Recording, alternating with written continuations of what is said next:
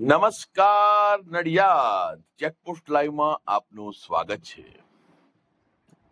આજે હું આપની સમક્ષ ફરીથી સવારે આજે મારે રજા છે એટલે આજે હું 2-3 સમાચાર બનાવીશ. ખૂબ જ અગત્યનો મુદ્દો જે પાછલા 10 દિવસથી નડિયાદમાં ચાલી રહ્યો છે ટ્યુશનિયા શિક્ષકો બાબતે. આમાં અમુક લોકો એવું કહે છે કે તમે ગૌતમસિંહજી તમે કેમ આ ટ્યુશન ક્લાસની પાછળ પડ્યા છો, આમ છે તેમ છે. એનું કારણ છે હું આપને કહું. આ માફિયા ટ્યુશન અહીંયા જે ક્લાસ છે આ લોકોને માફિયા જ કહેવાય. આ લોકો જ્યારે અન્ય કોઈ ટ્યુશન ક્લાસ શરૂ કરે છે તો પછી આરટીઆઈઓ કરી અને ટ્યુશન ક્લાસ બંધ કરાવે છે. સમજો મારી વાત. આજે ટ્યુશનિયા શિક્ષકો ખરા જે સ્કૂલમાં શિક્ષક તરીકે નોકરી કરે છે અને બહાર ટ્યુશન ક્લાસ ચલાવે છે, બીજો કોઈ ટ્યુશન ક્લાસ ચાલુ કરે તો એમની વિરુદ્ધમાં આરટીઆઈઓ કરી અને પેલાને પ્રેશરમાં લઈને એનું બંધ કરાવે છે. અને આ બાબતમાં સ્કૂલના પ્રિન્સિપલ બી બધું જાણતા હોય છે અને બીજા બી બધું જાણતા હોય છે અને ટ્યુશનના શિક્ષકો તો જાણે જ છે. તો એટલા માટે અમોએ પછી આ બાબતમાં કાર્યવાહી કરવા માટે જિલ્લા શિક્ષણ અધિકારી અને એજ્યુકેશન મિનિસ્ટરમાં કાગળ મોકલ્યા. હવે આપ સમજી ગયા છો કે હું શું કહેવા માંગુ છું. તમે બીજા કોઈની જિંદગી ખરાબ કરો એમાં વાંધો નહીં, તમે કરો એ લીલા, તમે કરો એ હારું.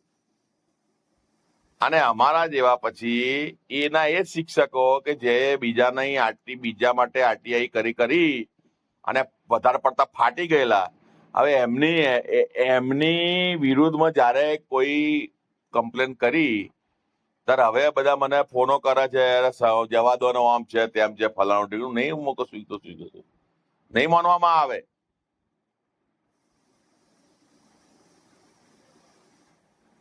જેવું કર્યું છે એવું ભરવાનું. બરોબર છે? ખોટું એ ખોટું, ક્રાઇમ ઇઝ ક્રાઇમ. ક્રાઇમ જ કહેવાય. સ્કૂલના શિક્ષક બનીને પછી તમે તેના છોકરાઓને તમારા ટ્યુશન ક્લાસમાં લઈ જાઓ અને કે મારા ટ્યુશન ક્લાસમાં આવવાનું આટલી ફી થાય વર્ષની 10,000, 15,000, 12,000 જે થતી હોય એ, અને તમે ટેસ્ટ કરો અને જયારે બીજા બધા છે એ મંજીરા વગાડે. એટલે આ બધી અયોગ્ય વાતો છે. અને હું તો એટલા સુધી કહું છું કે માનનીય શિક્ષણ મંત્રી શ્રી, જો મારો વિડીયો તમે આ જોઈ શકતા હોય તો એક આપને નમ્ર વિનંતી છે કે જે સ્કૂલના શિક્ષકો ગેરકાયદેસર રીતે બહાર ટ્યુશન ક્લાસ ચલાવી શિક્ષક સ્કૂલમાં નોકરી કરતા હોય અને બહાર શિક્ષક ટ્યુશન ક્લાસ ચલાવતા હોય તો એ કાં તો એ સ્કૂલની માન્યતા રદ કરો, સ્કૂલની માન્યતા રદ કરી નાખો, અથવા તો આ ટ્યુશનના શિક્ષકોને ડિસમિસ કરી નાખો.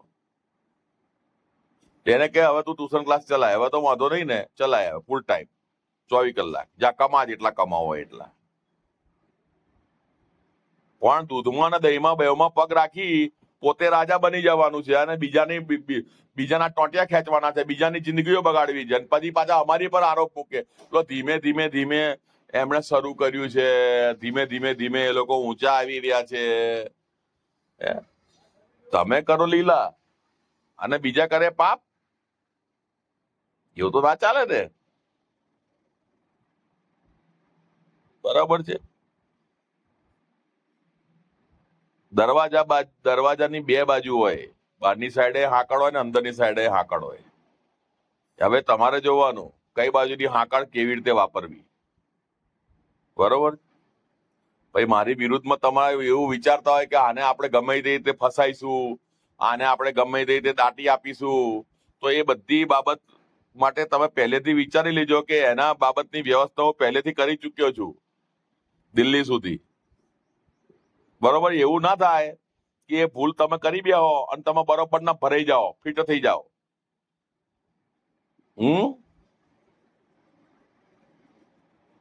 गुजरात की हवा में व्यापार है साहब, व्यापार. बरोबर? मुझे तो रोक लोगे लेकिन इस हवा को कैसे रोकोगे? बराबर છે. આ બાબત ધ્યાનમાં રાખવી. હું તો નાનપણથી ગુજરાતમાં જ રહું છું ને. એટલે મને અહીં ગુજરાતની વેપારી હવાનો, વેપારી મિજાજ, વેપારીઓ વચ્ચે રહેલો ને ઉપરથી મારા પપ્પા વેચાણ વેરા અધિકારી હતા. બરોબર, એટલે મને અહીંની ગળથૂથી, વેપારી ગળથૂથી પહેલેથી ખબર છે, નાનપણથી. બરોબર. જય હિન્દ, જય ભારત. મા ભારતી ના પુત્રો, ભારત માતાને આપણે વંદન કરીએ અને ભારત દેશને આપણે ઊંચાઈઓ ઉપર લઈ જઈએ. સ્વર્ણિમ ગુજરાતના સંકલ્પને આપણે સાર્થક કરીએ. અને આ જે સમાજમાં જે બદીઓ ચાલી રહી છે એમાં ઈમાનદારીપૂર્વક, ભલે આપણા સગા હોય, આપણા સગા ભલે હોય, કે આપણા ઓળખાણવાળા હોય, કે આપણા નજીકના માણસો હોય, પણ ખોટું કરે છે એમનો સાથ કદાપી ના આપીએ. જો હું કશું ખોટો કરતો તમને દેખાવું, તમને એવું લાગે કે હું ખોટું કરું છું, પણ હું એ સરકારી નીતિ નિયમ મુજબ સાચું હોય તો એ ખોટું તમે વિચારો છો, એ ખોટું વિચારો છો. તમને પોતાની સગવડ મુજબ તમે એવું વિચારતા હોય કે આ સરદારજી ખોટું કરે છે, તો એ વસ્તુ ખોટી. બરોબર. જય હિન્દ, જય ભારત.